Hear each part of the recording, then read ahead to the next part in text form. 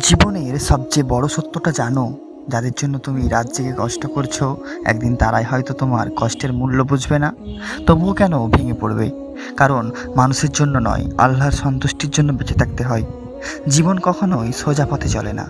কখনো সুখ আসে, কখনো দুঃখ, কখনো আপন মানুষ দূরে চলে যায়, আবার কখনো অপরিচিত কেউ আপন হয়ে যায়। জীবনের পথে হোঁচট খাওয়া ব্যর্থতা নয়, বরং নতুন কিছু শেখার সুযোগ। মনে রাখবেন, আজ যে কষ্ট আপনাকে কাঁদাচ্ছে, হয়তো আগামীকাল সেই কষ্টই আপনাকে শক্তিশালী মানুষ বানাবে।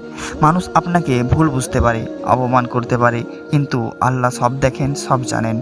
জীবনে টাকা, সম্পদ, খ্যাতি সব কিছু পাওয়ার পরও যদি অন্তরে শান্তি না থাকে, তাহলে কিছুই পাওয়া হলো না।